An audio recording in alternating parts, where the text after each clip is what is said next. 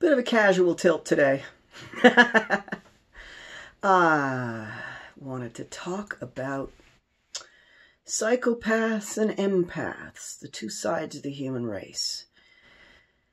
Empaths, they're the ones that set up hospitals and do the caretaking and, the nurturing. Psychopaths are the ones that get the hard things done and, like hunting and slaughter and war and hard work and the hard things that the society has to do.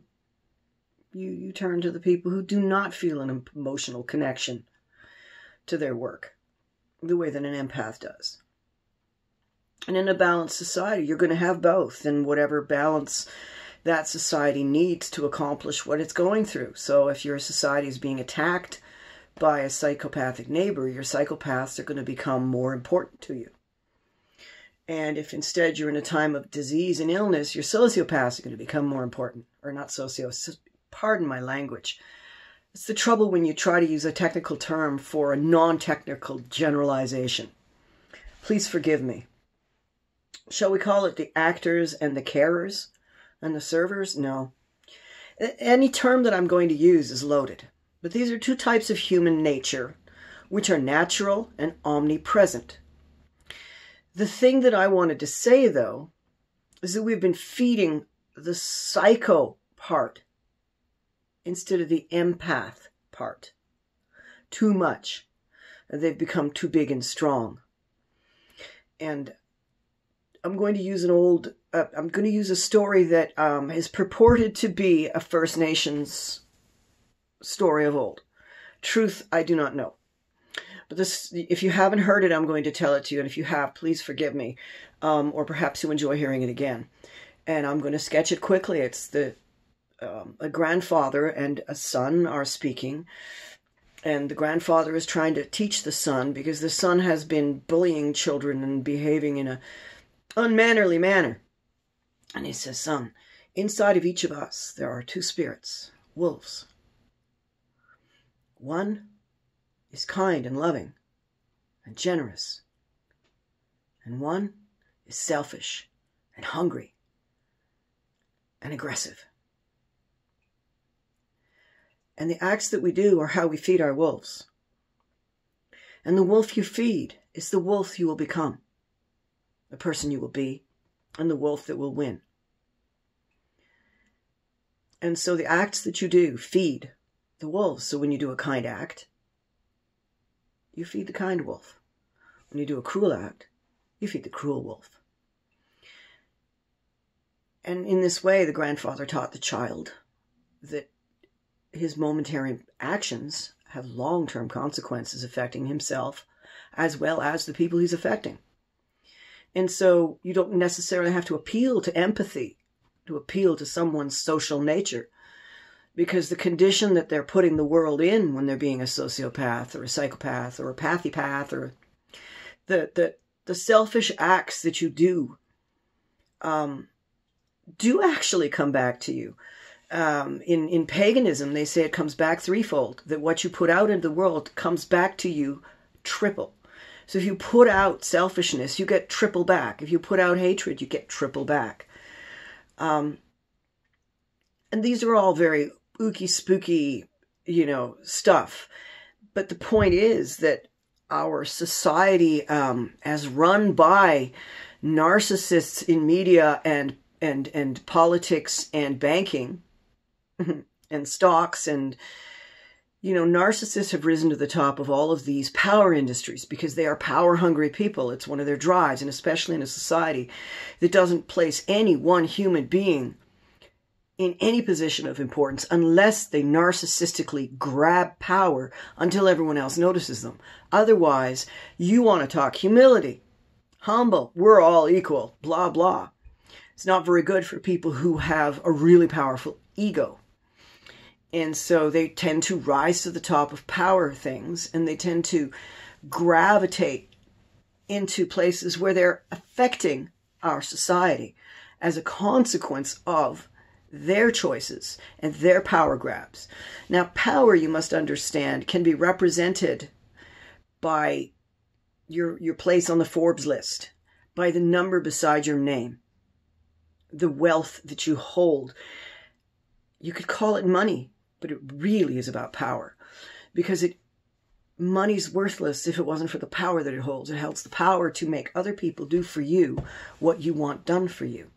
I was really enjoying that pose, but apparently my shoulder wasn't on. My nerves starting to get pinched. Let's just shift, shall we? You wouldn't believe the camera rig setup. So you've got all of these power-hungry people hiring power-hungry people and changing policies to enable and reward power-hungry people. And because our society has been stable in both plagues, in both terms of disease and in terms of war, we haven't really held them in check, and we haven't really lifted up the empaths. Instead, we've just kind of let them do as they please while we go about doing as we please. Everyone's prospering. We all have our bread. I got mine, buddy. You know, and the few people who didn't have theirs were like, such a shame. But, you know, maybe tomorrow I'll figure out what to do about it. Right now, I've got all this other stuff going on. And we get together and we talk, and now we do it on the YouTube, but we don't actually go out there and do. I can honestly tell you, I have not yet gone out there and given away newly woven wool blankets to the homeless, which is something I'm perfectly capable of doing at this point in time. Of course, I'd exhaust my resources, and that's just it. I'd have no more wool and no way to buy more, and I'd be out of business. Until everything in society is free, everything in society is going to be expensive. It doesn't surprise me that there's inflation. It doesn't surprise me that power keeps getting more and more difficult to acquire for the rest of us. It doesn't surprise me that our society rewards sociopathic behavior. It doesn't surprise me that the best way to get ahead around here is to let go of feelings and emotions. And the people who can't do that will fail. It doesn't surprise me that the caring careers are the ones that are under the greatest pressure. The nursing, the social workers, the therapists. Actually, therapy, interestingly enough, tends to have a really interesting strata of highly paid egotists who treat everyone horribly but get away with it, and underpaid counselors who never can hang on to a client long enough because the system won't let them to actually do the job they're there to do. But they're trying. There's a lot going on in that system. But these caring people, they're underpaid. The place where there's an ego involved, that's where you find the money. The place where you actually need them, the cleaners, the caretakers, the service workers, the caregivers, the people who are making this world a livable place are paid the least in our society. And this all comes down to the cult of ego, which has been so dominant for so long that we don't even recognize its presence. I mean, it goes back at least 1,000 years. Oh, more, I'm sure. No one's researched it. I'd love to. I'm not going to. My brain's somewhere else. I'm using my brain somewhere else for that. I'm just sharing my hot takes on the thoughts that I have as I watch the world go by. There's too many egos, too much psychopathy, and it's the wolf you feed.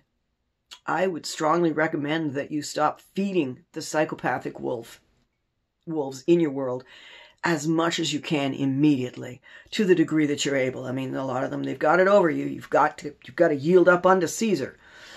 But where and when possible, I strongly advise you to stop and to also take a little more effort into those good acts that you keep meaning to do, and or do twice as many of the ones you already do, and or just make sure people actually hear about it. This is not the time for humility. We need to feed the compassion wolf. And the compassion wolf in other people needs to know that there's a compassion wolf in you. Go love.